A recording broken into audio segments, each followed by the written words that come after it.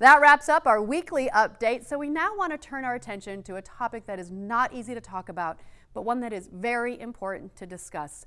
School shootings, the possible causes and prevention strategies.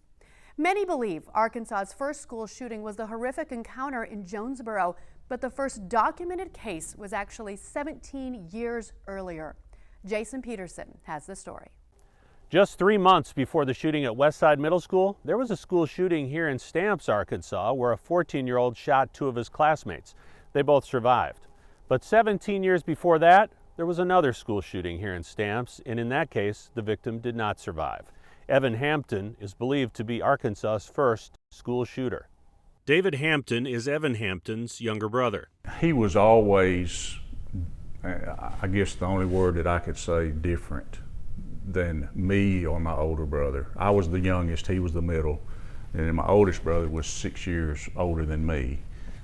He was always a bit slow, different. Hampton says that his brother was held back a year in school due to his learning difficulties. As a 16-year-old freshman, he was being bullied by a 19-year-old senior. So they pulled both of the boys in and set them down and said, hey, if this continues, we're going to kick both of you out of school. But nothing changed. The bullying continued until January 7th, 1980. I was sitting in study hall and I heard a noise that I didn't really think that much about. It sounded like you had a big science book and dropped it on a floor, and it went wow. And I heard that 3 times. And then I heard people screaming, and then some kids ran into the study hall and said that Evan had shot a kid. The next day's Arkansas Democrat told the story in a front-page article. Student at Stamps shot, youth held. Evan Hampton was convicted and sentenced to 20 years in prison. He was released after serving 4 years. That's when David says signs of his brother's mental illness became obvious. He began experiencing delusions. I thought he was on drugs. I mean, it was just bizarre activity, and we thought maybe he was on drugs or something, and it just continued to get worse and worse. Evan was diagnosed as a paranoid schizophrenic.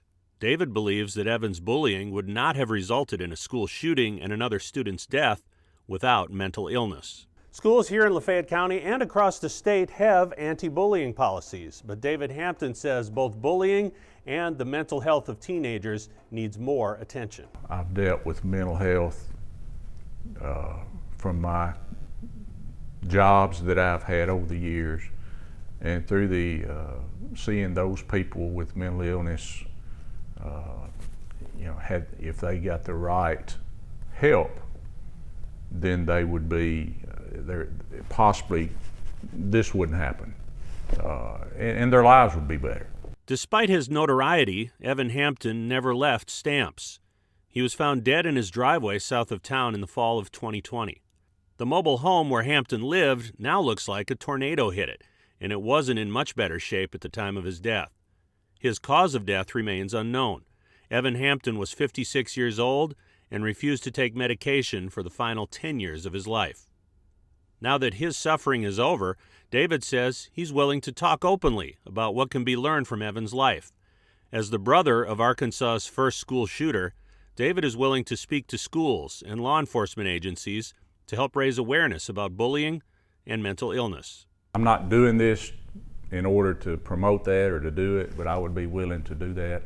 I have talked to individual teachers or principals before about this, but it'd just be a one-on-one situation about the importance of monitoring bullying and taking steps to prevent it. And he needed to be placed somewhere or in a situation where he was made to take the medication, and you cannot force somebody who is not suicidal or homicidal to do that. For the Natural State Update, I'm Jason Pederson. Thank you, Jason. And if you'd like to contact David Hampton about speaking at your school or law enforcement group about bullying and mental health, just send us an email at info@naturalstateupdate.com.